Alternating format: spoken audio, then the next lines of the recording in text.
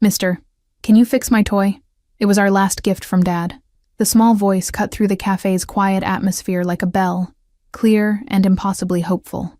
Brooks Valley looked up from investment reports he'd been pretending to read, his dark eyes finding the source. A little girl with golden curls and a face radiating innocent trust. She held a battered teddy bear with one ear hanging by threads, brown fabric worn pale from years of constant embrace. The cafe had become his Saturday ritual over the past 6 months, a pocket of anonymity where nobody recognized the name Valley or understood what it meant in certain circles of power. Rain streaked down tall windows overlooking the quiet neighborhood street, creating shifting patterns of light across wooden tables and brick walls. Jazz played softly through hidden speakers, mixing with the hiss of the espresso machine and low murmur of scattered conversations. Brooks came here specifically because it was the opposite of everything his life usually demanded. Glass towers, calculated meetings, decisions that moved money and influenced outcomes. The child stood beside his corner table with complete confidence, as though approaching strangers in expensive suits was perfectly natural behavior that always yielded positive results. Her yellow coat was bright against the cafe's muted earth tones, small fingers gripping the damaged bear with fierce protectiveness of someone guarding treasure beyond price. Behind her, a woman in a gray coat rushed over with mortification written across her young face, already forming apologies before she'd covered half the distance. Brooks found himself staring at the toy with an intensity that surprised him, noticing details his business-trained mind automatically cataloged and assessed. The bear was old, but clean, clearly cherished rather than forgotten in some toy box, with stitching showing multiple previous repairs done with careful if amateur hands. One glass eye had been replaced with a mismatched button, and the paw pads were nearly threadbare, evidence of a childhood companion that had traveled everywhere. "Zuzu, no!" The woman reached them breathless, her hand gentle but firm on the child's shoulder as she tried to pull her back from Brooks's table. Her blonde hair was scraped into a practical ponytail, and exhaustion lined her eyes despite her youth, the kind of tiredness that came from working too many hours. "I'm so sorry, sir. She just ran over before I could stop her. We'll leave you alone." Her voice carried genuine distress at the intrusion, not the calculated deference Brooks usually heard. The little girl, Zuzu, didn't budge despite her mother's attempts at extraction, her enormous eyes fixed on Brooks with the unshakable certainty of someone who'd already decided he was the solution. She held up the bear higher, making sure he could see the dangling ear clearly, as though the severity of the injury might not be apparent. "Please? Mommy tried to fix it, but the thread keeps breaking. You look like you know how to fix important things." Her logic was somehow both childish and disarmingly astute. Brooks should have politely declined, should have returned to his reports, and let them disappear back into their Saturday afternoon without further interaction or complication. Everything about his life required maintaining distance from situations exactly like this. Random encounters that could become loose threads someone might pull to unravel carefully maintained boundaries. His uncle's voice echoed in his head with warnings about exposure, about maintaining the separation between legitimate business operations and the family legacy he'd inherited. Yet his hand was already reaching for the briefcase beside his chair. "I might be able to help."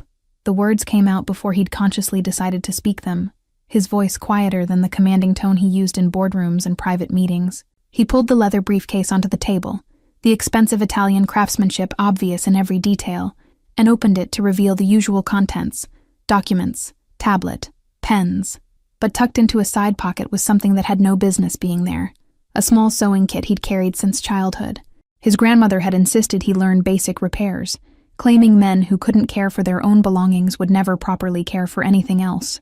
The mother, he didn't know her name yet, froze with her hand still on Zuzu's shoulder, surprise replacing embarrassment as she watched him extract the compact kit. Her eyes tracked the movement with the careful attention of someone accustomed to evaluating whether situations were safe or threatening, whether generosity had strings attached. "You don't have to do that. Really, we've already interrupted your afternoon enough." Her protest was automatic but lacked conviction, undermined by the way her daughter's face had lit up with hope. Brooks set the sewing kit on the table and held out his hand toward Zuzu, palm up, an invitation rather than demand for the bear. The child looked to her mother for permission, a good sign that despite her boldness, she understood boundaries and respected authority. When the woman gave a small nod, Zuzu carefully placed the damaged toy into Brooks's waiting hand, treating the transfer with the solemnity of a sacred trust. The bear was lighter than expected, stuffing compressed from years of hugging, and it carried the faint scent of lavender laundry detergent mixed with something indefinably sweet that probably came from the child. Brooks examined the hanging ear closely, noting how the original stitching had given way completely, leaving only a few stubborn threads holding it in place. The fabric around the attachment point was worn thin, which explained why previous repair attempts had failed. The mother had been trying to reattach it to material that couldn't hold stitches anymore. The fabric's too weak here. Brooks spoke directly to Zuzu, treating her as a client deserving explanation, rather than a child to be patronized or dismissed. He pointed to the worn spot with his finger, letting her see the problem clearly. If I just sew it back on, it'll fall off again in a week. I need to reinforce it first with a patch underneath. His tone was serious, professional, the same one he used when explaining complex financial restructuring to business partners.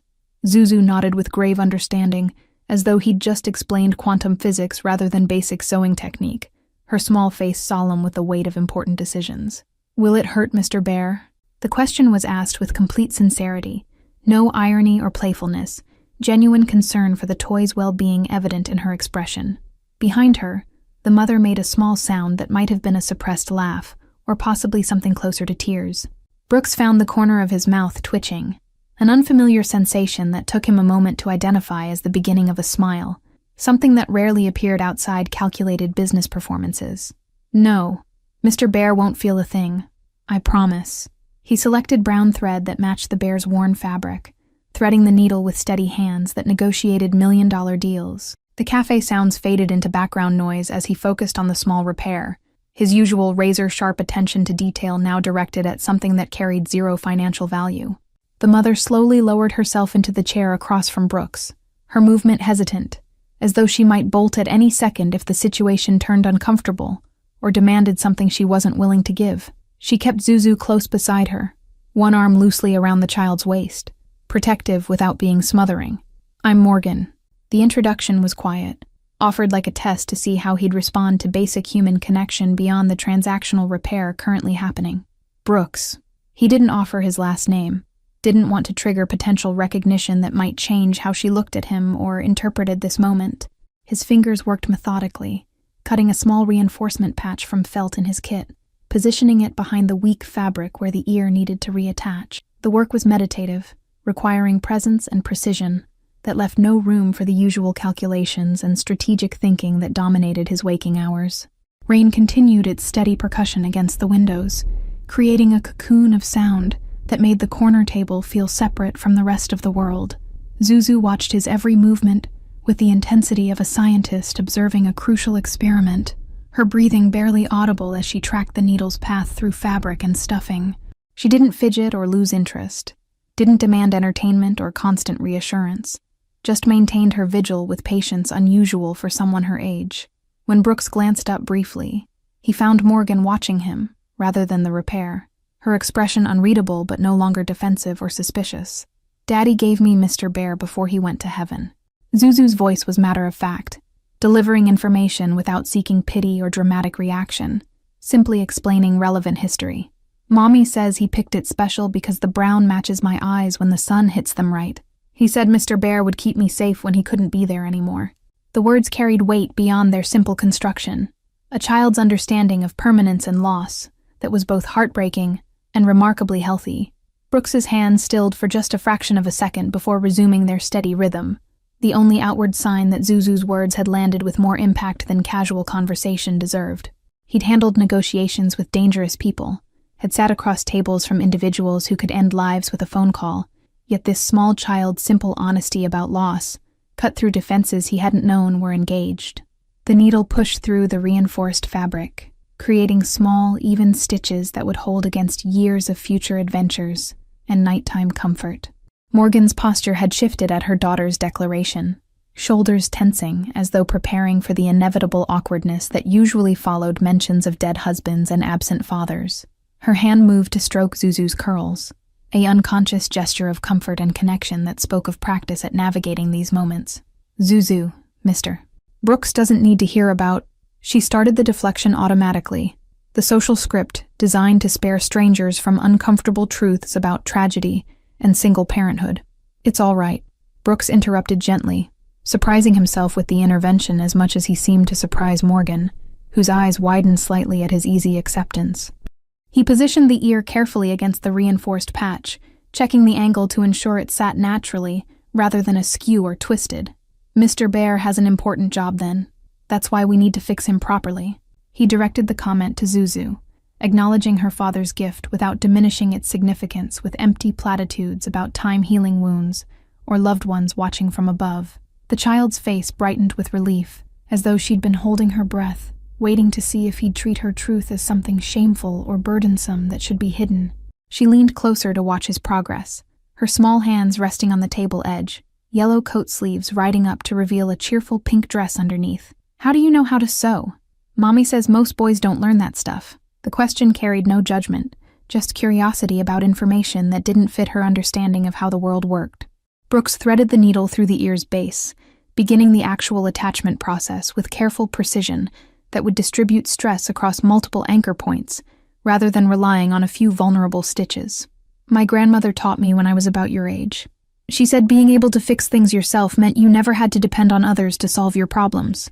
The memory surfaced unexpectedly clear. Afternoon light in a room that smelled of vanilla and old books. Patient hands guiding his smaller ones through basic stitches. His grandmother had been the only person in the family who'd treated him like a child, rather than a future asset to be developed and deployed. Morgan made a small sound of acknowledgement, her expression softening slightly as she processed this glimpse into his history, probably trying to reconcile the image of a small boy learning to sew with the man in the custom suit and Italian leather shoes. The cafe around them continued its Saturday rhythm, other patrons lost in their own conversations and laptops, baristas calling out orders in friendly voices. Someone laughed at a nearby table, the sound bright and uncomplicated, the kind of genuine amusement Brooks rarely encountered in spaces where everyone was performing calculated versions of themselves. "That's smart." Zuzu pronounced judgment on his grandmother's philosophy with the absolute certainty of a 4-year-old who'd just heard wisdom worth remembering and repeating. She shifted her weight from foot to foot, a small release of energy that suggested her patience, while impressive, wasn't infinite. "Can you teach me? Then I could fix Mr. Bear next time instead of bothering people in cafes." The matter-of-fact acknowledgement of her own behavior made Morgan close her eyes briefly, embarrassment coloring her cheeks pink. Brooks completed another stitch, the ear now securely attached at 2 points with several more to go before the repair would be complete and reliable. "You're not bothering me. And yes, if your mom says it's okay, I could show you some basic stitches." The offer came naturally, without the internal calculation that usually preceded his commitments of time or resources. He glanced up at Morgan, meeting her eyes directly for the first time since she'd sat down, giving her clear opportunity to decline on her daughter's behalf without making the child feel rejected. Morgan's expression cycled through several emotions too quickly to name individually: surprise, suspicion, cautious interest, protective evaluation, and finally something that might have been tentative hope. Her fingers drummed once against the table, a nervous gesture immediately suppressed, before she spoke carefully. "That's very kind, but we've already taken up enough of your time. I'm sure you have better things to do on a Saturday than give sewing lessons to a 4-year-old. The refusal was polite, automatic, the kind of decline that left room for insistence if the offer was genuine, rather than empty courtesy. "I don't, actually." Brooks finished the third anchor point and rotated the bear slightly to access the best angle for the remaining stitches, his movements practiced despite how long it had been since he'd last done this kind of careful handwork. Saturday afternoons are specifically set aside for nothing important. That's the entire point. He kept his tone casual, not pushing, simply correcting her assumption without making her wrong for having made it. Zuzu's eyes darted between the two adults, reading the subtext with the uncanny perception children often demonstrated when their own interests were at stake in adult negotiations. She remained quiet, though, instinctively understanding that this was her mother's decision to make, that pushing would probably result in the answer Morgan was already leaning toward. The child's restraint was remarkable, evidence of parenting that taught patience and respect for boundaries, even when wanting something badly. The rain outside intensified, drops hitting the window with increased force that created percussion rhythms against the glass, and someone entering the cafe brought in the scent of wet pavement and ozone. Brooks tied off the final stitch and examined his work critically, turning the bear in the light to check the ear from multiple angles. The repair was solid, maybe even better than the original construction, reinforced in a way that would withstand years of love and attention. He pulled a small pair of scissors from the kit and trimmed the excess thread, then handed the bear back to Zuzu with both hands, a formal return of something valuable temporarily entrusted. Zuzu accepted Mr. Bear with reverence, immediately hugging him close and examining the repaired ear with careful attention, small fingers testing the attachment gently to confirm it was truly fixed. Her face transformed with joy, pure and uncomplicated happiness that most adults had forgotten how to access or express. "It's perfect. Look, Mommy, the ear stays on even when I wiggle it," she demonstrated enthusiastically, making Morgan wince slightly at the stress test being applied to fresh stitching. "Gentle, baby. Let's not break it again 5 minutes after Mr. Brooks fixed it."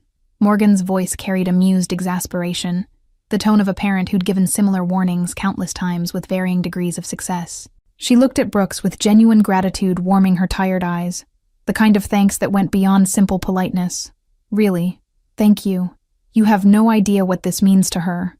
The unspoken addition hung in the air, what it meant to Morgan herself to see her daughter happy, to have someone show kindness without apparent motive. Brooks gathered his sewing kit and returned it to the briefcase, the familiar action of organizing his space, giving his hands something to do while he processed the unexpected satisfaction warming his chest. "It was my pleasure.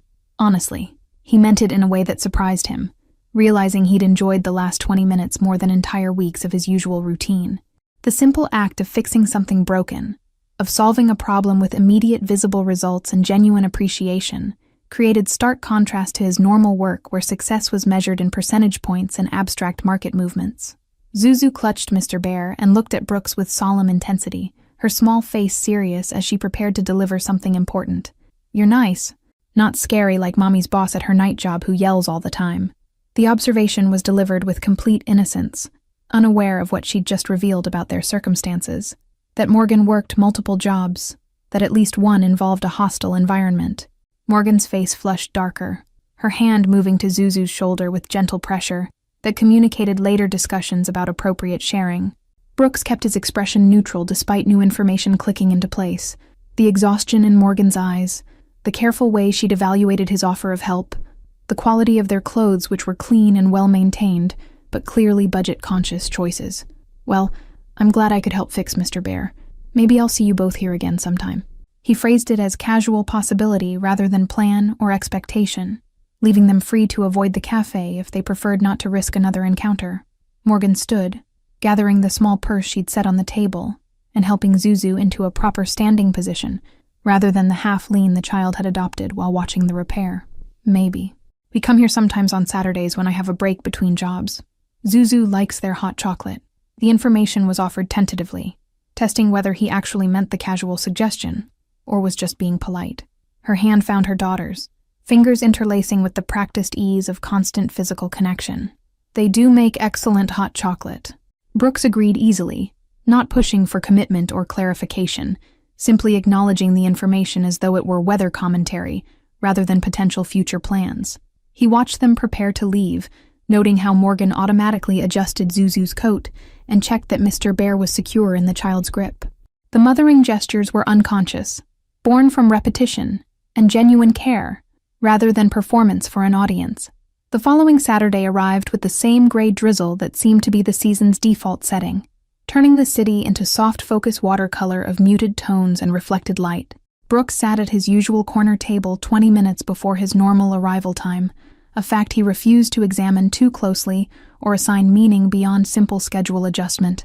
His espresso sat untouched again, cooling while he pretended to review quarterly reports that his actual attention kept sliding past without retaining information.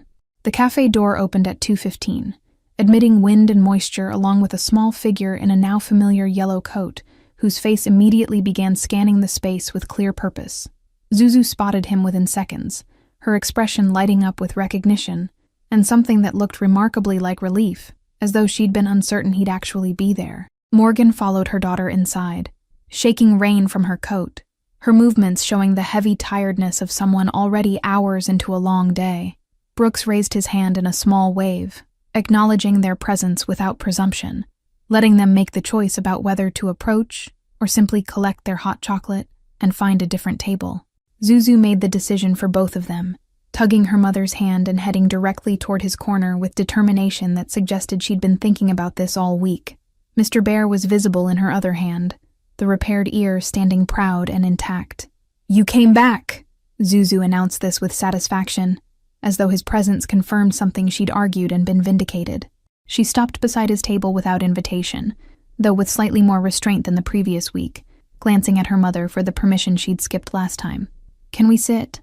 Mommy's really tired and all the other chairs have people." The explanation was practical rather than presumptuous, offering justification that had the benefit of being obviously true. Morgan looked like she wanted to refuse, to protect whatever boundaries she'd drawn around accepting help or kindness from strangers regardless of how benign they appeared. But exhaustion won, and she managed a tired smile. "If you're sure we're not intruding on your work?" The question gave him clear exit if he wanted to take it, a chance to politely reclaim his solitude without causing offense. "Please sit." Brooks gestured to the empty chairs, closing his tablet to make clear they had his attention rather than competing with whatever business he was pretending to conduct.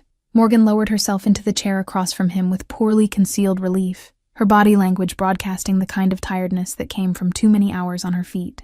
Zuzu climbed into the seat beside her mother, immediately placing Mr. Bear on the table where the toy could presumably participate in whatever conversation followed. An awkward silence stretched for perhaps 10 seconds before Zuzu filled it with the conversational fearlessness that seemed to be her default setting around him. "Mommy says I should thank you properly for fixing Mr. Bear, not just run away like last time." She delivered this with the careful pronunciation of someone repeating coached phrases, her enormous eyes serious. "So thank you very much for taking time out of your busy day to help someone you didn't even know." The formal language sounded rehearsed but sincere. "You're very welcome, Zuzu. How's Mr. Bear holding up?" Brooks addressed the child but included the toy in his glance, maintaining the fiction that the bear's well-being was worth serious inquiry and attention. His grandmother would have approved, he realized. She'd always insisted that dismissing children's concerns taught them their feelings didn't matter, created adults who couldn't identify or express emotion appropriately. Zuzu picked up Mr.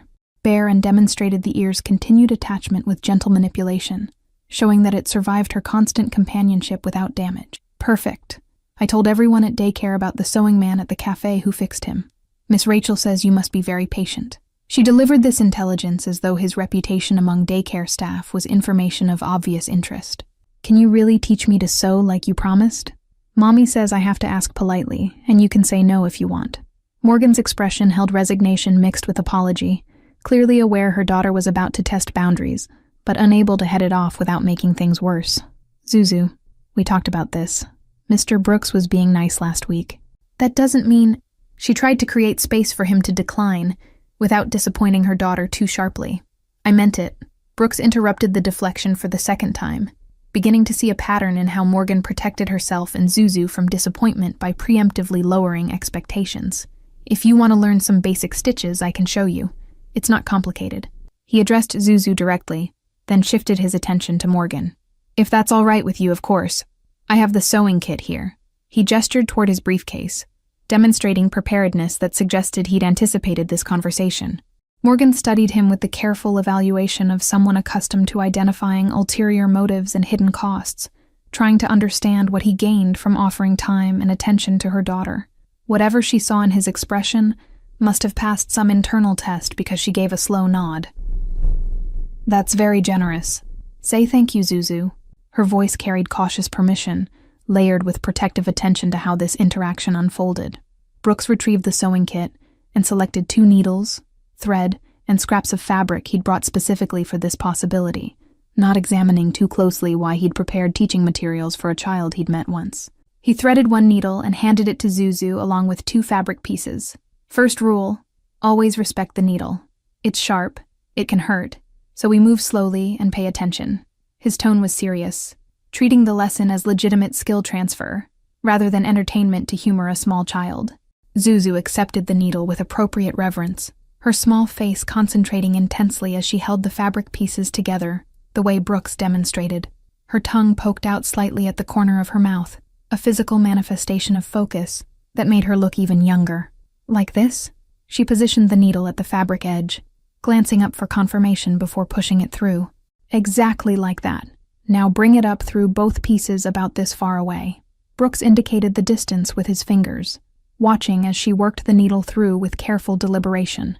Her motor control was good for her age, movements precise if slow, evidence of a child who practiced patience and attention to detail. Morgan watched her daughter with an expression that mixed pride, love, and something more complex, perhaps recognition that Zuzu was growing up, learning skills that marked progression toward independence. The next 20 minutes passed in quiet concentration, broken only by Brooks's occasional instruction and Zuzu's questions about technique and why thread had to go in particular directions. Other cafe patrons glanced over occasionally, faces showing mild curiosity at the unusual tableau. Well-dressed businessman giving sewing lessons to a small child while her tired mother watched. But the Saturday crowd generally minded their own business, respecting the unspoken cafe culture of mutual privacy. I did it. Zuzu held up her fabric pieces, now connected by a line of stitches that were uneven and loose, but fundamentally sound, demonstrating grasp of the basic concept, if not yet mastery of execution. Her face radiated accomplishment, the pride of someone who'd achieved something difficult through sustained effort. Look, Mommy, I sewed. She waved the fabric toward Morgan, who accepted it with genuine admiration, examining the stitches as though they were museum-quality craftsmanship. That's wonderful, baby. You worked really hard on that. Morgan's voice was warm, free of the exhaustion that had weighted it earlier, temporarily lifted by her daughter's joy. She looked at Brooks with gratitude that went beyond thanks for a simple lesson. You're very good with her. Do you have children? The question was casual but carried layers. Trying to understand him, to place him in context that made sense of his behavior toward them. No children. Brooks's response was simple, offering no elaboration about whether that absence was by choice or circumstance, whether he wanted them or preferred his life without such complications. He collected the sewing materials and returned them to his kit with practiced efficiency. But my grandmother believed everyone should learn to create and repair things, regardless of gender or social position. Said it kept you humble and connected to the physical world. The explanation offered context for his skill and willingness to teach, without making himself too vulnerable through personal revelation. Morgan absorbed this information with the careful attention of someone collecting puzzle pieces, trying to assemble understanding of a person who didn't fit expected patterns or familiar categories. Your grandmother sounds like she was wise. Is she? The question trailed off, leaving space for him to fill in whether his grandmother was still living or part of his past. She passed away 5 years ago.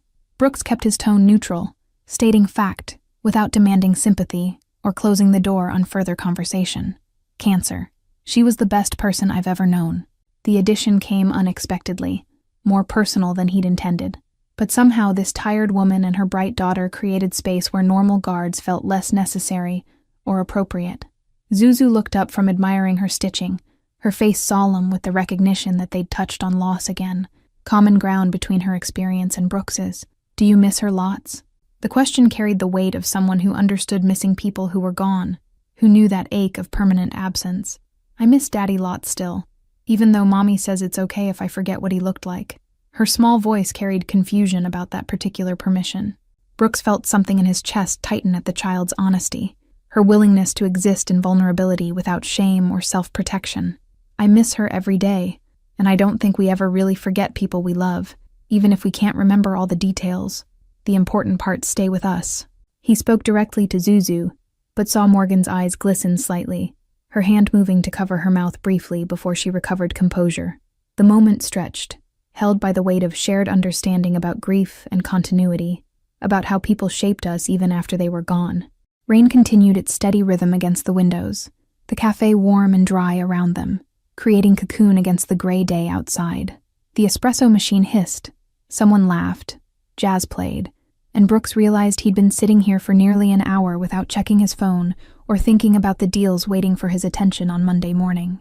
The third Saturday arrived with unexpected sunshine breaking through the perpetual gray, transforming the cafe's atmosphere into something brighter and more optimistic than the previous rain-soaked encounters. Brooks had stopped pretending he came here for the coffee or the quiet, accepting that he specifically chose this table and this time because a 4-year-old with golden curls had decided he was worth befriending.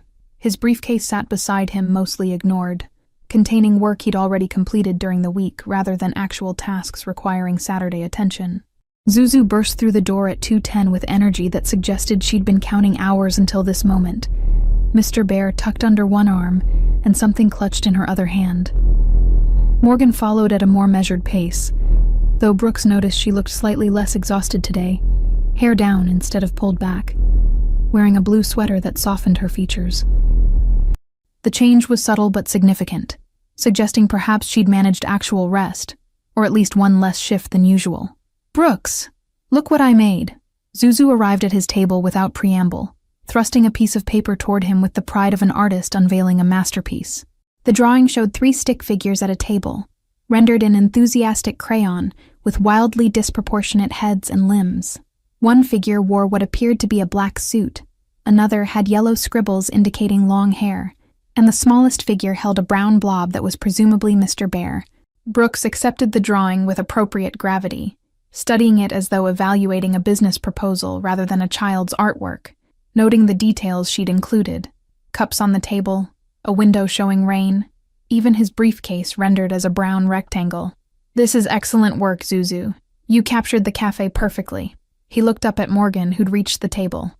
"May I keep this?" The question was directed to both of them, seeking permission to claim something the child had created. Morgan's expression flickered with surprise, clearly not expecting him to want a crayon drawing from someone he'd known for 3 weeks, trying to assess whether he was being genuinely appreciative or simply polite. "If Zuzu wants to give it to you, of course. Baby, are you sure? You worked really hard on that." She gave her daughter the opportunity to reconsider, to keep her creation rather than surrender it to relative stranger. "I made it for Brooks." Zuzu stated this as obvious fact, her tone suggesting confusion about why anyone would question the drawing's intended recipient. "He fixed Mr. Bear and taught me sewing. That's what you do when people are nice. You make them something." Her logic was straightforward, operating from a worldview where kindness was currency that should be reciprocated with tangible appreciation. "Plus, I can make more pictures. I only have one Brooks." The casual possessiveness in that final statement, "I only have one Brooks," landed with unexpected weight, carrying implications about how this child had categorized him in her mental landscape of important people. Brooks carefully placed the drawing in his briefcase, sliding it into a protective folder usually reserved for contracts and legal documents. "Thank you, Zuzu. I'll put this somewhere safe." He meant it in ways that probably weren't entirely appropriate given their brief acquaintance. Morgan settled into her usual chair with visible relief, and Brooks noticed she carried only her purse today, rather than the overstuffed bag that had accompanied her previous visits. "No work today?" He asked the question casually, not wanting to pry but curious about the change in pattern that allowed her to arrive, looking less like she might collapse from exhaustion at any moment. "My afternoon job gave me the day off. Their daughter's visiting and wanted to help with cleaning." Morgan's voice carried complicated emotions, gratitude for the break, but also concern about lost income, the constant calculation of someone living close to financial margins. "So, Zuzu and I are having an actual Saturday together for once. We went to the park this morning, fed the ducks." Her smile was genuine, the first truly unguarded expression he'd seen on her face. Zuzu climbed into her chair and immediately launched into detailed narration of the park visit, complete with hand gestures and sound effects, describing ducks fighting over bread and a dog that had tried to join their picnic.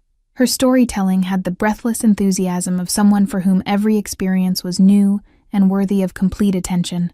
Brooks found himself actually listening rather than pretending, genuinely interested in this small person's perspective on the world. "And then this really old lady said I had beautiful manners and gave me a quarter." Zuzu produced the coin from her pocket as evidence, holding it up to catch the light. "I'm saving it for something special, but I don't know what yet. Mommy says I should think carefully about important purchases." She delivered this wisdom with the seriousness of someone discussing investment strategy, rather than 25 cents. Brooks caught Morgan's eye over Zuzu's head, seeing affection and slight embarrassment there, pride in teaching her daughter financial responsibility, mixed with awareness of how their circumstances must appear to someone who probably spent more than a quarter on his morning coffee. "That's very wise. My grandmother always said money saved is opportunity preserved." He offered the comment to validate Zuzu's approach, without drawing attention to the vast difference in their financial realities. The conversation flowed more easily than previous weeks, as though they'd established enough familiarity that silence didn't feel awkward, and topics didn't require careful navigation around potential discomfort. Morgan asked about his work in careful general terms, and he explained the legitimate investment business without mentioning the family legacy that came with it. She talked about Zuzu's daycare and the small apartment they'd moved to after her husband died, sharing details that painted picture of life, built from careful choices and constant adaptation. Daddy worked construction. Zuzu contributed this information unprompted, her small face suddenly serious in the way children's expressions shifted when discussing absent parents. He was building a big building downtown and something fell. Mommy says it was an accident, and nobody was being bad or careless. The explanation had the quality of something repeated often enough to be memorized. Probably Morgan's attempt to ensure her daughter didn't develop anger toward faceless responsible parties.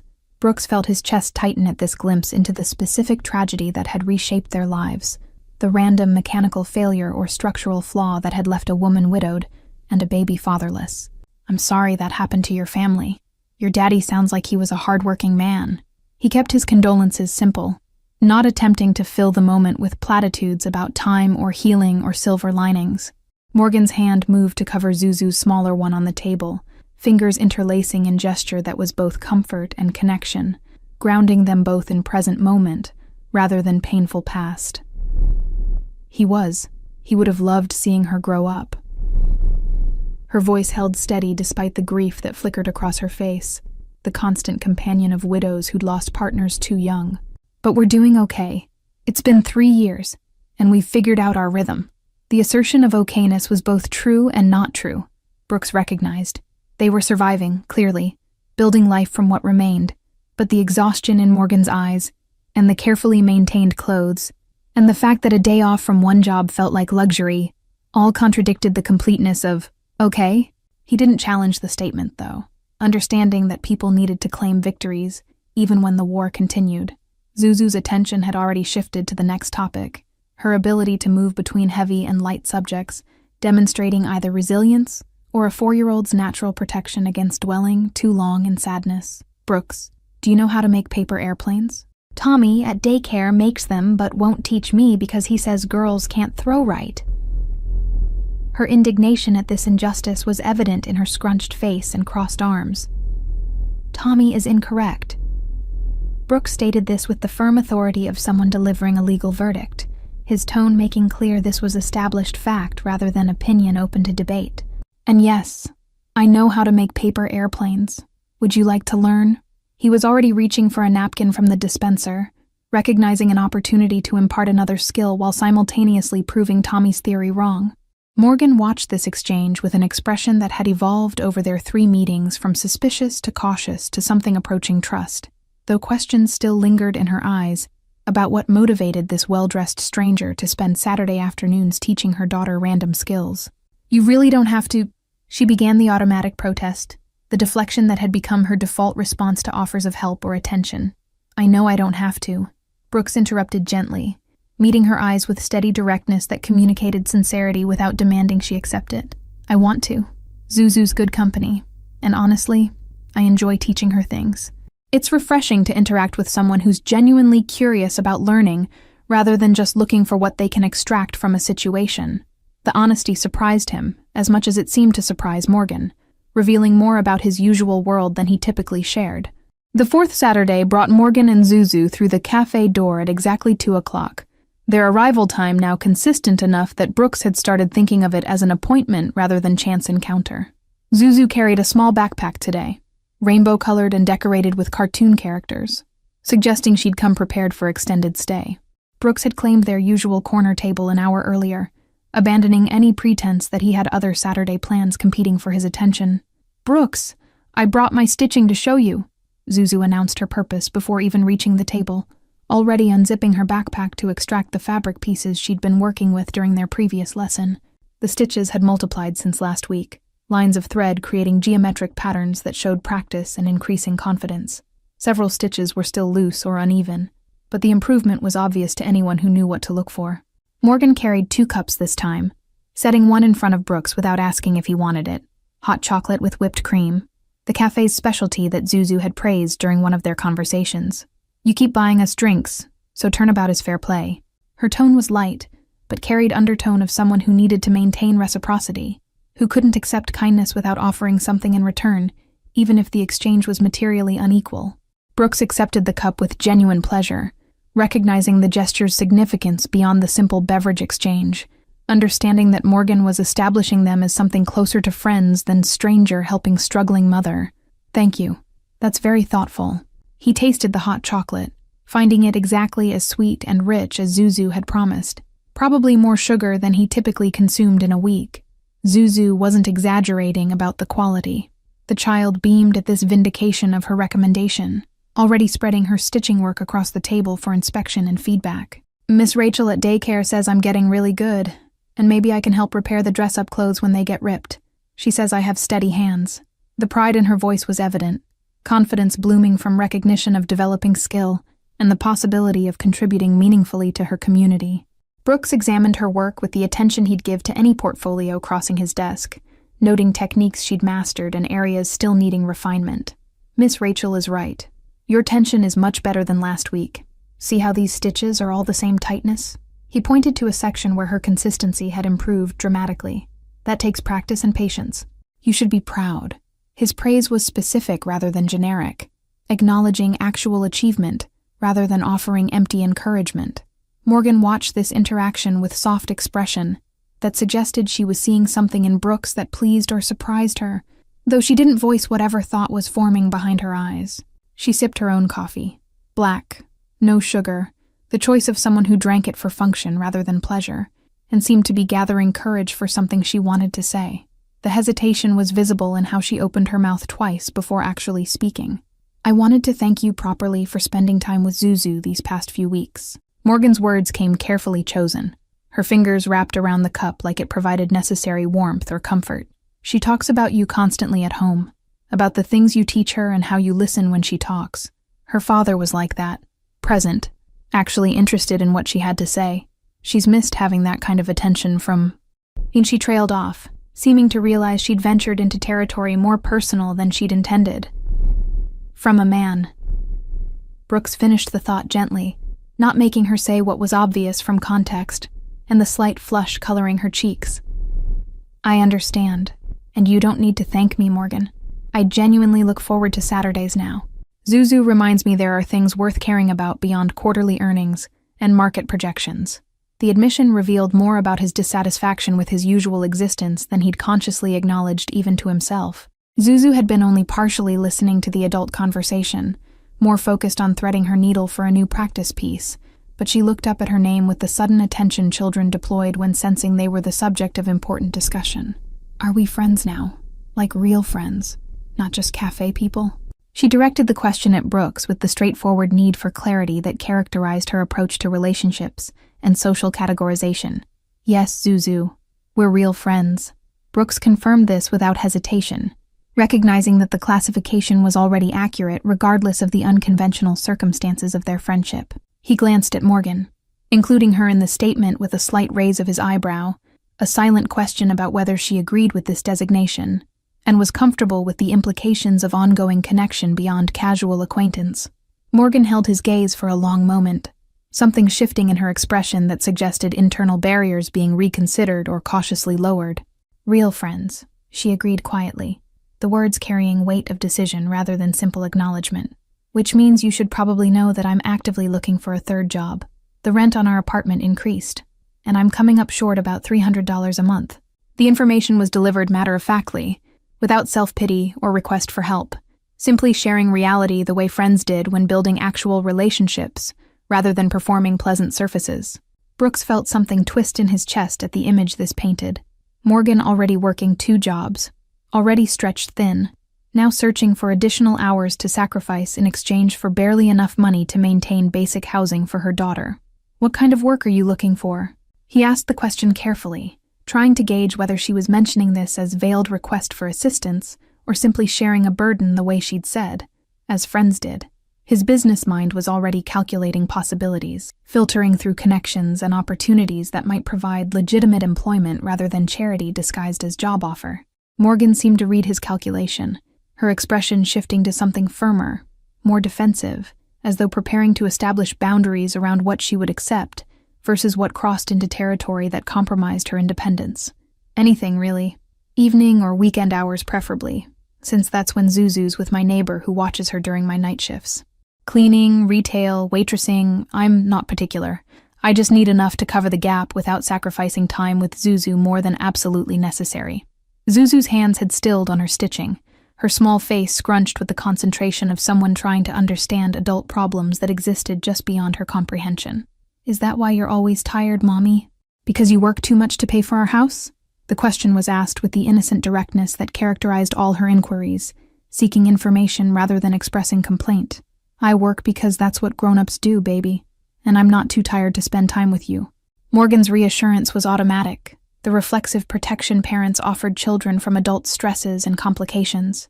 She stroked Zuzu's curls with gentle fingers, the gesture both comfort and distraction. "Everything's going to be fine. We always figure it out, don't we?" The confidence in her voice was perhaps more performed than felt, but convincing enough for a 4-year-old's purposes. Brooks recognized the moment as delicate. Offering help could insult Morgan's pride and self-sufficiency, but remaining silent while knowing he could easily solve a problem that was causing her family genuine stress felt wrong in ways that violated something fundamental about who he wanted to be. "My investment company has been looking for someone to handle administrative organization, filing, appointment scheduling, basic correspondence. The position's legitimate, standard market rate for administrative work." He kept his tone neutral, presenting information rather than making offer, leaving her space to dismiss it if she chose.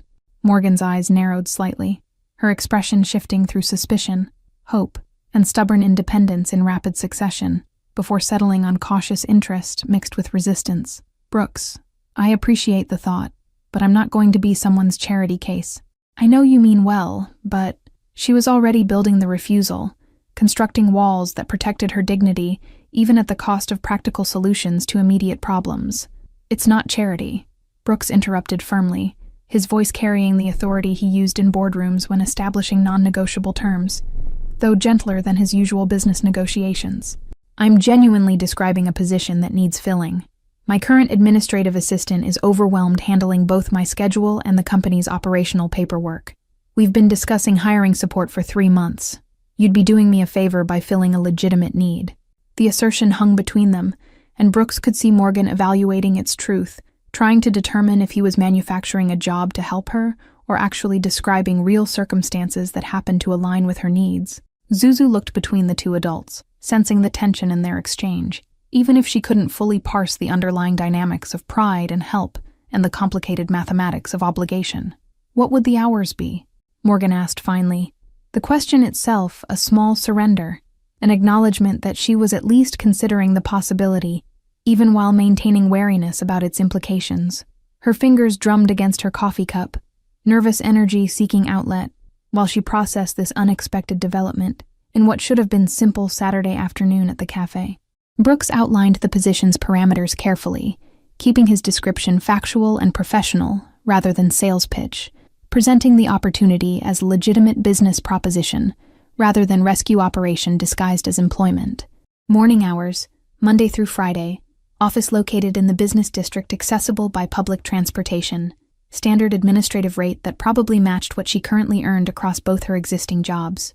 Morgan listened with the focused attention of someone evaluating contract terms, asking practical questions about responsibilities and expectations that demonstrated she took work seriously, regardless of the source. Zuzu had returned to her stitching during this discussion, seeming to understand on some instinctive level that the adults needed space to negotiate something important. Her small hands moved with increasing confidence through the familiar motions Brooks had taught her, creating lines of thread that would never hold actual seams together, but served as practice ground for building muscle memory and precision. Occasionally, she glanced up to gauge the emotional temperature of the conversation, her enormous eyes tracking between her mother and Brooks with the careful attention of someone fluent in adult tension. "I'd need to give 2 weeks' notice to my current morning job." Morgan stated this as though testing whether this condition would be deal-breaker, her voice carrying the firmness of someone with professional standards, regardless of desperate circumstances.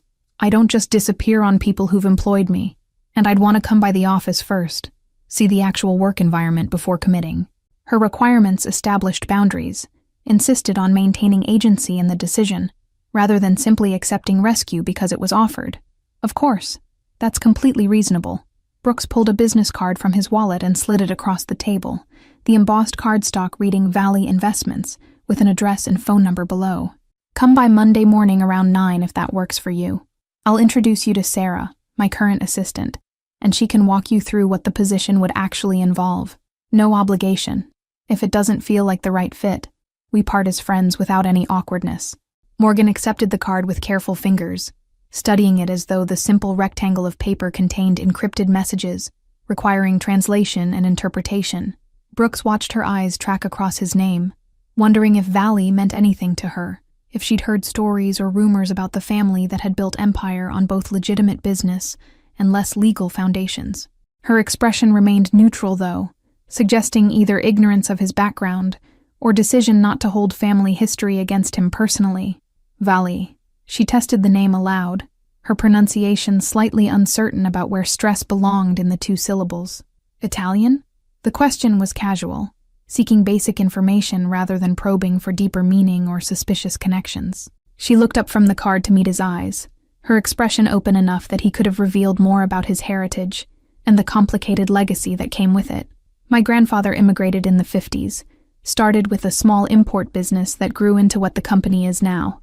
Brooks offered the sanitized version, the official history that omitted the protection rackets and gambling operations that had funded early expansion, the connections to organized power that still influenced certain business dealings despite his attempts to legitimize everything. I inherited the operation when my father passed 5 years ago, trying to take it in slightly different direction than previous leadership preferred.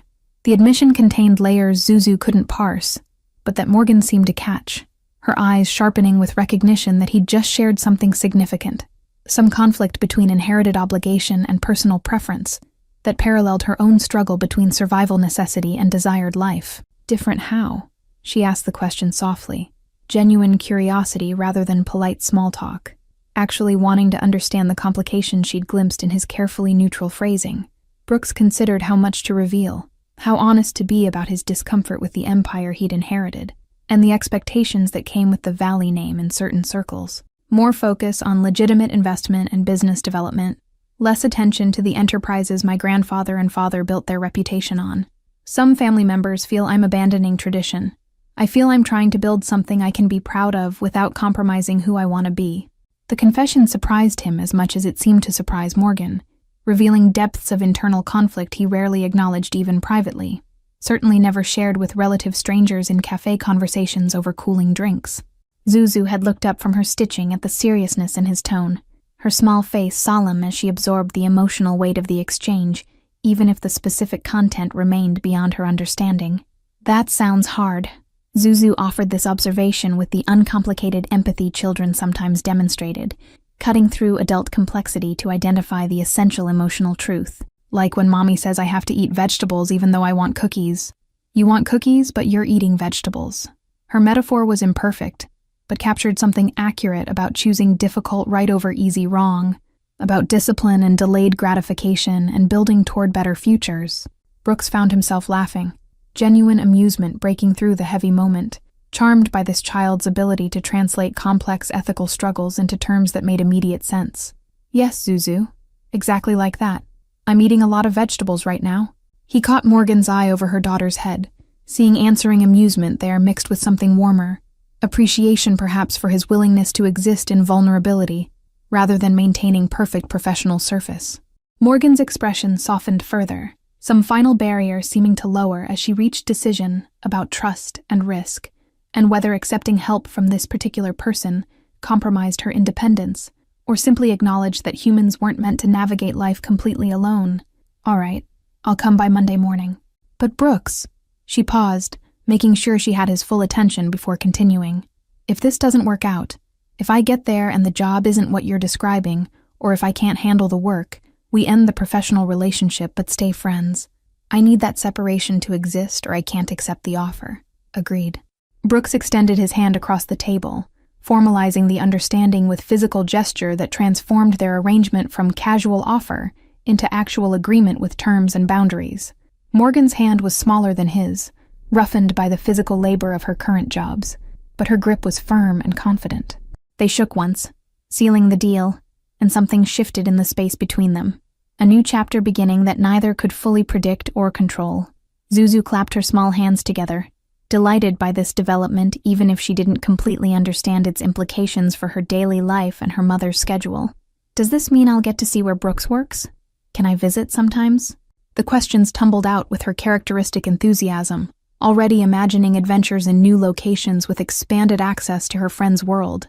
Mr. Bear sat on the table beside her stitching, silent witness to the evolving relationship that had started with a simple repair request. Maybe occasionally. Morgan tempered her daughter's expectations with gentle reality, not wanting to promise regular office visits that might prove impractical or inappropriate, depending on the actual work environment.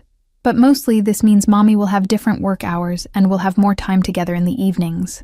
Would you like that? She redirected Zuzu's attention toward the practical benefits rather than the exciting possibilities. Zuzu's face lit up with understanding and joy, recognizing immediately that different work hours meant more mommy time, the currency she valued above all others. Really? Like we could have dinner together every night? And you could help with my bath and read stories before bed? The questions revealed what had been sacrificed to Morgan's current schedule. The ordinary routines of childhood that became luxuries when parents worked multiple jobs to maintain basic housing. Yes, baby. All of that. Morgan's voice caught slightly, emotion tightening her throat as she confronted the reality of what her survival strategy had cost her daughter in everyday presence and routine connection. She pulled Zuzu close, pressing a kiss to the top of her head, holding her perhaps a moment longer than the gesture required. Things are going to get a little easier now. We're going to be okay. Brooks watched this moment of connection between mother and daughter, feeling simultaneously like intruder witnessing something private and participant in something meaningful. His decision to offer legitimate employment, creating ripple effects he hadn't fully considered. The Saturday cafe crowd continued around them, oblivious to the small transformation happening at the corner table, unaware that what looked like casual conversation had just rearranged three people's lives in ways none of them could have predicted. 4 weeks earlier, when a child asked a stranger to fix her broken toy. Monday morning arrived with Morgan standing outside the glass tower that housed Valley Investments, her reflection staring back from the building's polished surface like a question she hadn't fully answered. She'd worn her best clothes, navy slacks and white blouse purchased for her husband's funeral 3 years ago, rarely worn since because most of her work involved getting dirty. The professional outfit felt like costume, armor she was trying on to see if it fit the person she was attempting to become through accepting Brooks's offer. The lobby was all marble and modern art, the kind of space designed to communicate wealth and power to anyone entering, making clear that important decisions happened within these walls. Morgan approached the security desk with her shoulders squared, refusing to let intimidation show, even as she felt completely out of place among the polished professionals moving through the space with confident familiarity. She gave Brooks's name to the guard, who checked his list and directed her toward elevators that probably cost more than her annual rent. The 20th floor reception area continued the theme of understated luxury, leather furniture, abstract paintings, fresh flowers in crystal vases that were replaced daily whether they'd wilted or not. Sarah, Brooks's current assistant, greeted Morgan with genuine warmth that immediately eased some of the tension knotting her shoulders. The woman was perhaps 40, competent and organized in ways that radiated from her efficient movements and the perfectly maintained desk that somehow contained no visible clutter despite obvious workload. Brooks has told me so much about you and Zuzu. Sarah's smile was knowing, suggesting Brooks had shared more than just professional reasons for creating this position. I'm honestly relieved you're considering this. I've been drowning in paperwork for months, and he finally listened when I said we needed help. Her candidness established immediate credibility. This wasn't manufactured job, but actual operational need that happened to align with Morgan's circumstances. The tour of the office revealed legitimate business operations, conference rooms where investment strategies were debated, cubicles where analysts tracked market movements, Brooks's corner office with view of the city that probably inspired either ambition or vertigo depending on perspective. Sarah explained the administrative work with practical detail that made clear the position was real, describing filing systems and scheduling protocols and correspondence that needed managing with actual organizational skill, rather than just warm body-filling space. Brooks appeared midway through the tour, emerging from a meeting with 3 men in expensive suits who radiated the kind of authority that came from controlling significant resources. He exchanged brief words with them at the conference room door, his body language shifting into something harder and more commanding than the gentle patience he demonstrated at the cafe. Morgan glimpsed a different version of him in that moment, the businessman who'd inherited empire and wielded power in ways she probably couldn't fully comprehend. Morgan, he approached with a smile that transformed his face back into the person she recognized. the tension in his shoulders easing as he left whatever discussion had occurred in the conference room behind. "Sarah's been showing you around?" His tone was professionally friendly, maintaining appropriate boundaries in the office environment, even as his eyes communicated warmth that suggested their Saturday cafe friendship existed independently of this potential working relationship. "She has. The position sounds legitimate." Morgan kept her voice neutral, not quite ready to commit, but acknowledging that her suspicions about manufactured charity had been somewhat unfounded. "More work than I expected, actually." Sarah wasn't exaggerating about being overwhelmed. The observation was both compliment to Sarah's honesty and acknowledgement that this job would require actual competence rather than simply showing up and looking busy. Sarah laughed at this assessment, the sound genuine and slightly exhausted. "I've been telling him for 3 months that I needed help. He kept saying he'd handle it, then never actually did anything until—" She stopped abruptly, seeming to realize she was about to reveal that Morgan's appearance had been the catalyst for finally addressing the staffing need. The unfinished sentence hung awkwardly in the air between the three of them. Brooks didn't look embarrassed by this near revelation, simply nodded as though confirming what they all understood. Yes, meeting Morgan and Zuzu had prompted him to action on something he'd been avoiding, but that didn't make the need any less real. Sometimes the right person appearing makes you stop procrastinating on necessary changes. His explanation was diplomatic, acknowledging the personal motivation without pretending it was purely coincidental business timing. Morgan studied him for a long moment, trying to reconcile her need for independence with the reality that accepting help from friends wasn't the same as accepting charity from strangers. That sometimes survival meant allowing people who cared to offer solutions to problems you couldn't solve alone. "When would you need me to start?" The question was acceptance, tentative commitment wrapped in practical logistics that let her maintain the illusion of control over circumstances that had already essentially been decided the moment she'd walked into the building. 2 weeks, you said? After you give proper notice to your current employer? Brooks's expression remained professionally neutral, but something in his eyes suggested he understood the significance of this moment, recognized that Morgan was choosing trust over pride in ways that probably cost her more than he could fully appreciate.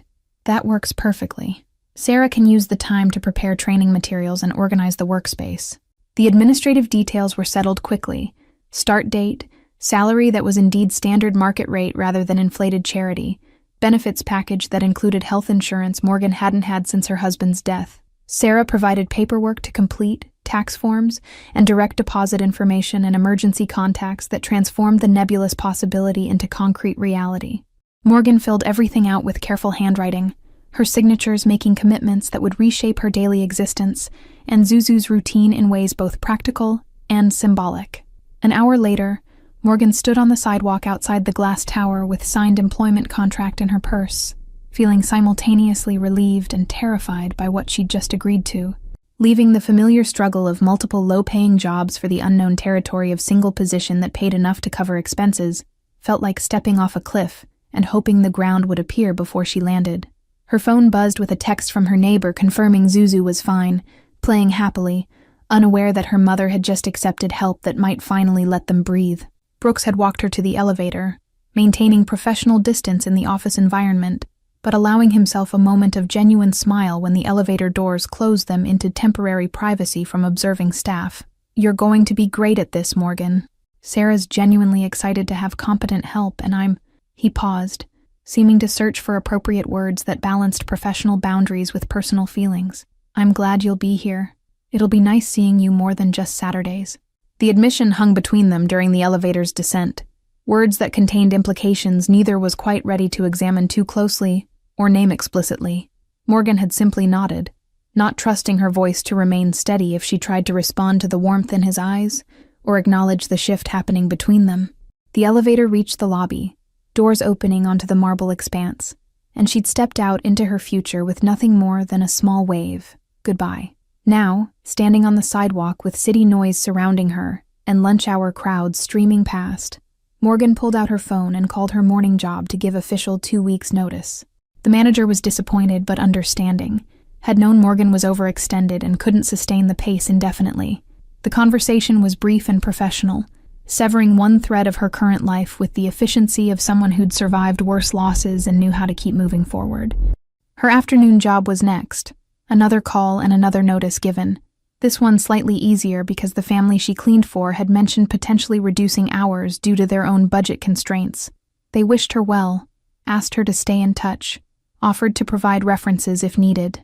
Morgan thanked them with genuine appreciation for the months of steady work that had kept her and Zuzu housed and fed, even while draining her completely. 2 more weeks of the exhausting double schedule, then a new chapter that felt both like surrender and victory, accepting help while also claiming better circumstances through legitimate work, rather than grinding herself into dust trying to do everything alone. Morgan looked up at the glass tower where Brooks worked, where she would soon work, and allowed herself a moment of cautious hope that maybe, possibly, things were actually going to get easier like she'd promised Zuzu. 3 months into her position at Valley Investments, Morgan had developed competence that impressed even herself, discovering abilities she hadn't known she possessed when the work involved more than physical labor and following simple instructions. The filing systems she'd implemented were more efficient than the previous chaos. The scheduling protocols she'd established prevented the double bookings that used to plague Brooks's calendar. Sarah had started joking that Morgan was making her look bad, though the comment carried genuine appreciation rather than competitive resentment. Saturday afternoons at the cafe had continued, despite now seeing Brooks daily at the office. The ritual maintained as something separate and sacred, time that belonged to their friendship, rather than their professional relationship. Zuzu had grown more confident over the months, her vocabulary expanding, and her sewing skills developing to the point where she'd actually repaired a torn dress at daycare under teacher supervision. The child's attachment to Brooks had deepened into something that looked remarkably like the relationship between child and trusted adult family member. Brooks arrived at the cafe table today with tension visible in his shoulders, the kind of stress that came from conflicts money couldn't solve and power couldn't prevent. He managed a smile when Zuzu launched into enthusiastic description of the butterfly she'd seen that morning, but Morgan noticed the tightness around his eyes, the way his fingers drummed against the table in unconscious rhythm that betrayed agitation beneath his calm surface. "Everything okay?" Morgan asked quietly, while Zuzu was distracted examining Mr. Bear's ears to confirm they remained securely attached months after the original repair. She kept her tone neutral, not pushing, but offering opening if he wanted to share whatever was creating visible strain in normally composed demeanor. Working together had taught her to read his moods, recognize when something was bothering him beneath professional facade. Brooks glanced at Zuzu, seeming to calculate what could be discussed in present company versus what required more privacy or complete omission. Family disagreement. Nothing that concerns you or affects your position. The reassurance was automatic, immediate protection of her job security, but his expression suggested the disagreement was significant enough to warrant the tension she'd observed. "My uncle has opinions about certain business decisions I've made recently." The conversation at the office earlier that week had been particularly pointed, his uncle cornering him after a board meeting to express concerns that went beyond simple business disagreement into territory of family reputation and legacy preservation. The older man had spoken in coded language about maintaining appropriate distance from employees, about how previous generations had understood the importance of clear hierarchies that prevented complications. Brooks had listened with jaw clenched, recognizing the subtext beneath every carefully chosen word, understanding that his uncle viewed Morgan and Zuzu not as people deserving respect, but as potential vulnerabilities that could be exploited by enemies or used to manipulate him into decisions that served others' interests, rather than his own judgment. What his uncle hadn't understood, couldn't comprehend through his worldview built on transaction and leverage, was that Morgan and Zuzu had become the reason Brooks finally cared about building something worth protecting, rather than simply managing inherited empire out of duty. Before them, he'd been going through motions of legitimizing family operations without real investment in the outcome, performing responsibility without passion because there'd been nothing personal at stake beyond abstract principles about right and wrong. Now he had specific faces attached to his choices, a child who looked at him with trust, and a woman who'd taken risk on believing in his character, despite every reason to maintain protective distance. His uncle had concluded the conversation with thinly veiled warning about how attachments could be used against him, how people he cared about might find themselves facing pressure from competitors or old family enemies who saw weakness in affection. The threat had been delivered with grandfather's concern, coding what was essentially intimidation, attempt to make Brooks reconsider his priorities by introducing fear for Morgan and Zuzu's safety. Instead of achieving intended effect, the warning had crystallized Brooks's resolve, made him recognize that backing away now would be exactly the wrong lesson to teach himself about courage and commitment, would confirm his uncle's philosophy that caring about people made you controllable rather than stronger through connection. He'd increased security measures quietly after that conversation, hired protection for Zuzu's daycare, and arranged for someone to casually monitor Morgan's routes between home and office, taking precautions without alarming them, or making his concern visible enough to validate his uncle's tactics. The balance between keeping them safe and maintaining their normal lives required careful management, but Brooks had learned from watching his father that visible paranoia created more problems than it solved, that the best protection often looked like coincidence rather than deliberate strategy. His grandmother would have been proud of this approach, he thought, protecting what mattered without letting fear dictate the shape of daily existence, or poison the relationships worth preserving. Morgan heard what he wasn't saying, that those business decisions probably included hiring her, that his uncle likely disapproved of Brooks developing personal connections outside whatever circles the Valley family traditionally operated within. She'd learned enough over 3 months to understand the family had complicated history, that Brooks's attempts to legitimize operations and distance himself from previous generations' methods created friction with relatives who saw those methods as tradition worth preserving rather than legacy worth escaping. "Is my working for you causing problems?"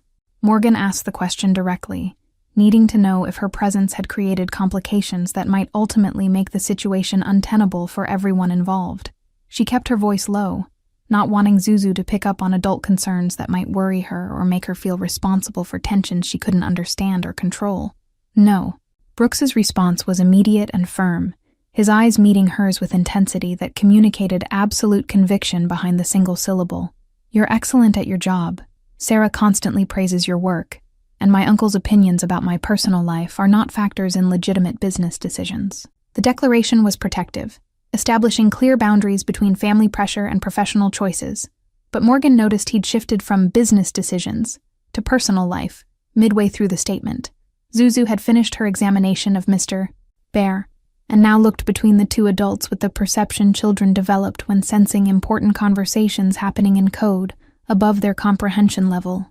"Is someone being mean to Brooks?" She asked the question with the straightforward concern of someone for whom meanness was the worst transgression imaginable, her small face scrunched with worry and protective indignation on behalf of her friend. "Not mean, exactly.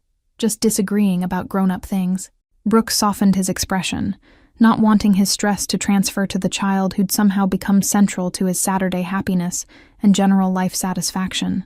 "Sometimes people who care about you have different ideas about what's best, and you have to figure out whose opinion matters most."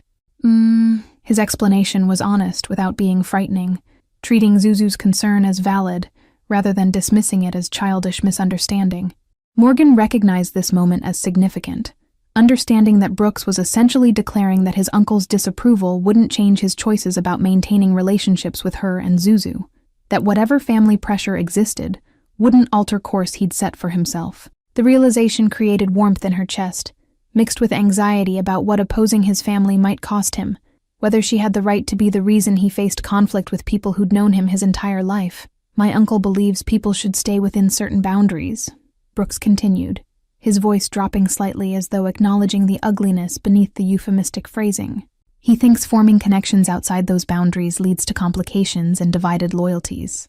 I think those boundaries are outdated constructs designed to maintain power structures that don't serve anyone's actual well-being."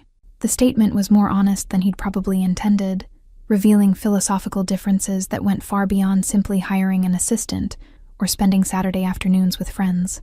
Zuzu processed this with the careful attention she applied to all information that seemed important, even when the details remained fuzzy around the edges.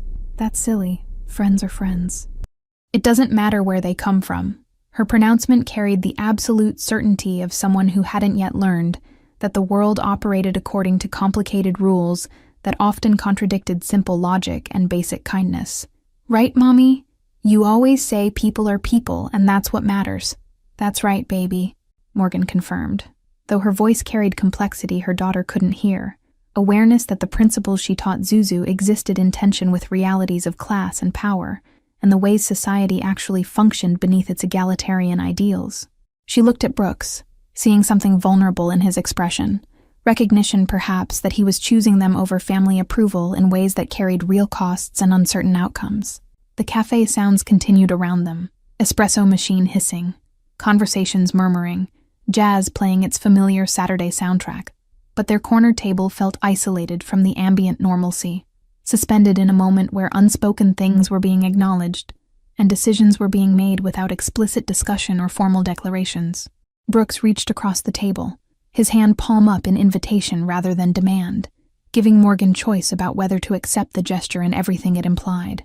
Morgan stared at his offered hand for several heartbeats, aware that Zuzu was watching with bright-eyed interest, understanding that accepting this touch in front of her daughter communicated something about where they were heading and what they were becoming beyond employer and employee, beyond casual friends sharing Saturday afternoons.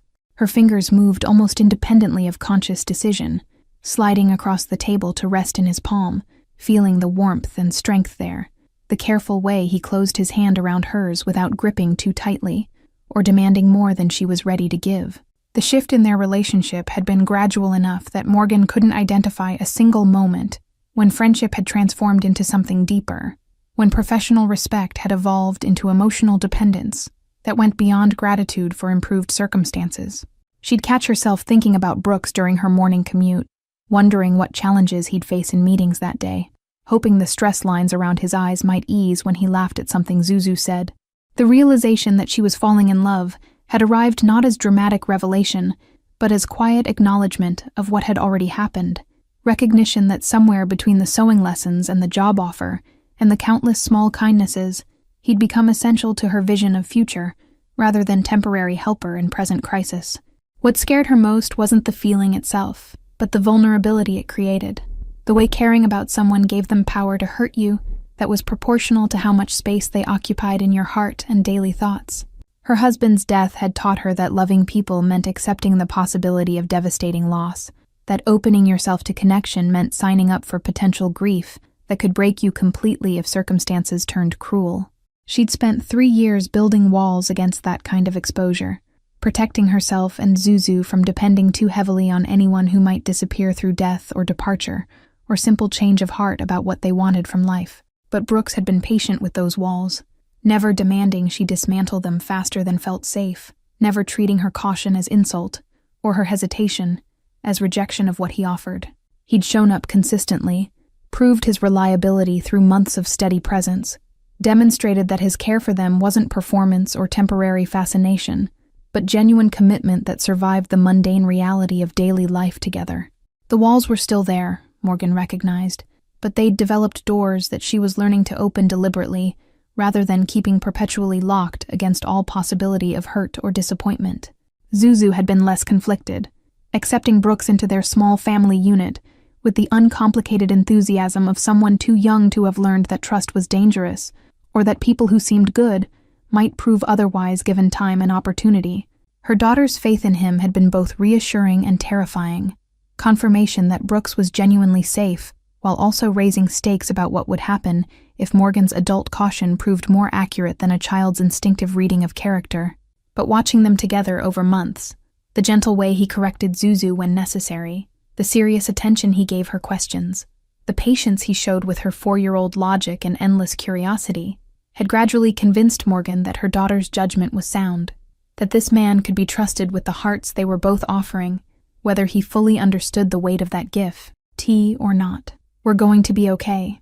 Brooks said it quietly, the words directed at both of them but carrying weight of promise rather than simple reassurance.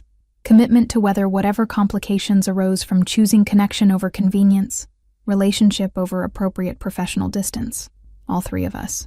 Whatever my uncle or anyone else thinks about it, we're going to figure this out together. Zuzu clapped her hands together with delight at this declaration, reading it as the happy ending she'd been hoping for, even if she couldn't articulate exactly what problem was being solved or what future was being promised. Like a family? She asked the question with hope bright in her voice, wanting confirmation that the thing she'd been sensing and wishing for was actually taking shape in the adult world of complicated decisions and careful negotiations.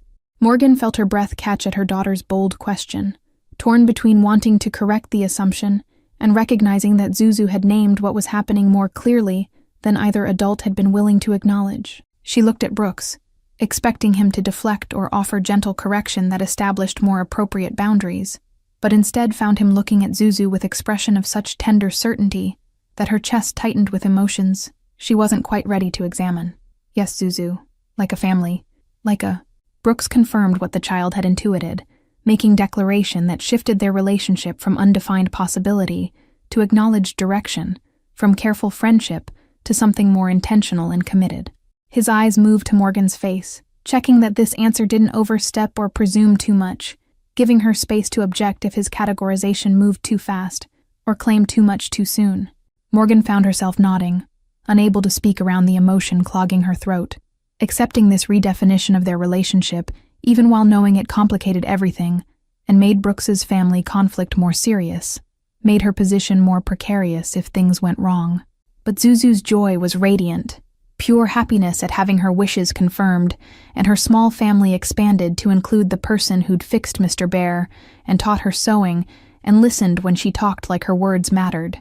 6 months had passed since that Saturday declaration, time marked by gradual integration of their lives in ways both practical and profound that transformed 3 separate existences into something resembling actual family unit.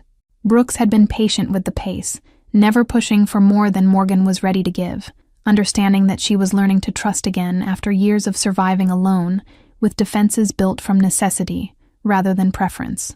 Zuzu had adapted with the easy flexibility of childhood, accepting Brooks's increasing presence in their lives as natural evolution rather than dramatic change. Morgan's apartment lease was ending, and the conversation about next steps had been inevitable, arriving one evening after Zuzu had fallen asleep on Brooks's couch during a movie they'd been watching together. He'd carried the child to his guest room with practiced ease, tucking her in with Mr. Bear and adjusting the blanket with care that demonstrated how thoroughly he'd learned the rituals of caring for this particular 4-year-old. When he'd returned to the living room, Morgan had been staring at her phone, apartment listings open, exhaustion visible in the way her shoulders slumped. The decision carried weight beyond simple logistics of where they would sleep and store their belongings, representing Morgan's choice to fully trust someone after 3 years of carrying every burden alone and proving she didn't need rescue to survive. She'd built a life from wreckage through sheer determination, had shown herself capable of providing for Zuzu without depending on anyone's charity or conditional support, and accepting Brooks's offer meant acknowledging that choosing partnership didn't diminish those achievements or make her less strong. The apartment she'd be leaving had been her proof of independence, the first place she'd rented after her husband's death, where every piece of furniture and kitchen item represented her ability to create home through her own labor and careful budgeting, and walking away from that symbol felt like releasing part of her identity, even while reaching towards something potentially better.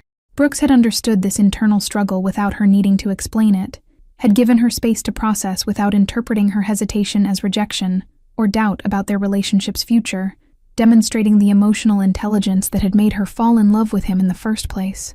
He'd continued showing up for Saturday cafe visits during those 3 days of consideration, maintained their normal rhythms without pressure or obvious anxiety about her decision, trusting that she would choose what felt right rather than what felt easiest or most immediately gratifying. When she'd finally said yes, his relief had been visible but controlled, celebration tempered by respect for the magnitude of what she was agreeing to, and recognition that this next phase would require continued patience as she adjusted to sharing space and decisions and daily life with someone whose presence was permanent rather than visiting. "Move in with me," Brooks had said it simply, sitting beside her on the couch, close enough that their shoulders touched, but not crowding her space or demanding immediate response. Not as pressure or obligation, but as practical next step that makes sense for all of us. "This place has 3 bedrooms. Zuzu already has clothes in the guest room closet, and you're here most evenings anyway." His logic was sound, removing romantic pressure from what could be framed as sensible cohabitation that happened to include growing emotional commitment. Morgan had taken 3 days to consider the proposal, weighing independence against partnership, pride against practicality, the life she'd built alone against the possibility of building something new, with someone who'd proven his reliability over months of consistent presence and genuine care. She'd discussed it with Zuzu in age-appropriate terms, asking how she'd feel about living with Brooks, receiving enthusiastic approval that made the decision simultaneously easier and more frightening, because now another person's happiness depended on this working out.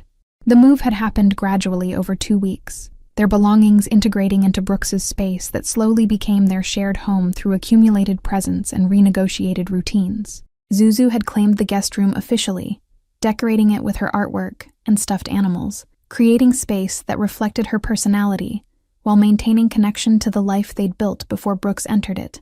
Morgan had been more cautious with her integration, maintaining some separateness, even while acknowledging they were building something real and committed. Brooks's uncle had made his disapproval known through pointed silence at family gatherings and conspicuous absence from events where Morgan and Zuzu were present, creating tension that Brooks navigated with quiet determination, never apologizing for his choices, but also never forcing confrontation that might fracture family relationships beyond repair. Other family members had been more accepting, curious about the woman and child who'd somehow captured Brooks's attention and loyalty, cautiously welcoming once they recognized the relationship was serious rather than temporary fascination. Today marked a different kind of milestone. Small ceremony at the same cafe where everything had started. Gathering of the people who mattered most to celebrate commitment being made official and permanent. Brooks had proposed properly 2 months ago, down on one knee with ring that was expensive but not ostentatious, asking Morgan to marry him with Zuzu sitting between them as witness and co-conspirator, since he'd asked the child's permission first. The wedding planning had been deliberately simple, neither of them interested in elaborate production, when the substance of their commitment mattered more than the performance of it. The cafe had been closed to regular customers for the afternoon, decorated with simple elegance that honored the space where broken toy had led to repaired lives and unexpected family formation. 20 guests sat at the tables, Sarah and other colleagues from the office, Morgan's neighbor who'd watched Zuzu during those exhausting months of multiple jobs, Brooks's grandmother's sister who'd been his only family ally during the conflicts about his choices, Zuzu's daycare teacher who'd witnessed the child's transformation over the months of having stable, loving attention from 2 devoted adults. Zuzu stood beside her mother as flower girl, yellow coat worn over white dress, because she'd insisted on honoring the outfit from their first cafe visit. Mr. Bear held carefully in one arm with his perfectly intact ears, testament to that first encounter's lasting impact. The child's role in the ceremony had been carefully considered and included. Recognition that this marriage wasn't just joining 2 adults, but creating family that acknowledged her central importance in bringing everyone together and her continued place in what they were building. The ceremony itself was brief and heartfelt, officiated by a judge Brooks knew from business dealings who'd agreed to perform the service in the unconventional venue, because the story behind the location choice had appealed to his romantic sensibilities. Traditional vows were exchanged with additions that spoke to their specific journey, promises about patience and trust, about building life that honored where they'd each come from while creating something new together, about maintaining the Saturday tradition that had started everything, even when life got complicated or busy. When the judge pronounced them married, Brooks kissed Morgan with gentle reverence that communicated the significance of this moment, the distance traveled from separate struggling existences to this point of chosen partnership and mutual commitment. Zuzu cheered loudly enough that several guests laughed, the child's unreserved joy at this formalization of what she'd been calling family for months, infectious in its pure enthusiasm. Applause filled the small cafe, warm and genuine, celebrating not just a wedding, but a story of unexpected connection and courage to choose love over convenience or appropriate social boundaries. The reception was casual affair. Cake and coffee and conversation at the cafe tables, stories shared by guests about witnessing various stages of this relationship's development, toasts that ranged from sincerely emotional to humorously observant about how a 4-year-old and a teddy bear had orchestrated what 2 adults might never have initiated without that catalyst. Sarah told the story of Brooks bringing Zuzu's drawing to the office and carefully placing it in his briefcase like it was important contract, revealing the moment she'd known this was serious rather than passing kindness. As the afternoon stretched into early evening and guests began departing with hugs and well wishes, Brooks found himself standing at their original corner table, with Morgan beside him and Zuzu between them, looking at the space that had become sacred ground in their shared history. The cafe owner had agreed to keep the table marked with small plaque reading, "Where It Started," romantic gesture that acknowledged this location's role in their story, while also creating minor tourist attraction for customers who enjoyed being part of continuing narrative. "Think we'll still come here on Saturdays?" Morgan asked the question lightly, though Brooks heard the real concern beneath, that marriage might change the traditions that had built their foundation, that formalizing their relationship might somehow diminish the elements that had made it special. Her hand found his, fingers interlacing with the natural ease of months of practice, physical connection, that no longer required thought or permission. "Absolutely," Brooks confirmed without hesitation, pulling both Morgan and Zuzu closer in embrace that enclosed their small family unit in moment of quiet gratitude for the series of choices and chances that had led them here. This is where we became us. Why would we stop coming to the place where everything good started? His voice carried certainty that this tradition would survive marriage, and whatever changes came with formal commitment, that some rituals were too important to abandon regardless of life's evolution. Zuzu hugged Mr. Bear tighter, the toy that had started everything still her constant companion, despite offers of newer, fancier replacements that missed the point entirely about what made things valuable. Can I bring my husband here someday and tell him about how you fixed Mr. Bear and that's how our family happened? Family. She asked the question with the innocent forward thinking of childhood that imagined her own adult future while still firmly rooted in present reality. Brooks laughed and kissed the top of her head, her golden curls soft against his lips. This child who'd somehow become his daughter through the simple process of showing up consistently and choosing to love her without reservation or condition. Yes, Zuzu, you can bring whoever you want here and tell them our story, about how a broken toy and a little girl's faith that a stranger could fix it led to fixing a lot more than just a teddy bear's ear. Morgan rested her head on Brooks's shoulder, exhaustion of wedding planning and emotional intensity of the day catching up with her. But the tiredness was different from the bone-deep weariness that had defined her existence before. This was the satisfied tiredness of someone who'd invested in something worthwhile and seen it come to fruition, who'd taken risks on trust and been proven right about the safety of vulnerability. Around them, the cafe was returning to normal operations, staff cleaning up from the ceremony, regular customers being allowed back in for evening coffee runs. They stood there a few minutes longer, 3 people who'd become family through combination of chance encounter and deliberate choice, honoring the space where random Saturday afternoon had transformed into something neither adult had been looking for, but both desperately needed. Outside the cafe windows, the city continued its perpetual motion, thousands of stories intersecting and diverging, but this particular corner of the world had become anchor point, the place where broken things got fixed, and lonely people found each other, and a child's simple faith in kindness had proven justified by reality. Thank you all for following this story. If it touched your heart, or reminded you that unexpected kindness can transform lives, write in the comments where you're watching from. I'd love to know this story reached you. Please don't forget to like, subscribe, and share this video. Your support means everything and helps me continue bringing these stories to life. Every connection matters, just like the one that started in a small cafe on a rainy Saturday afternoon.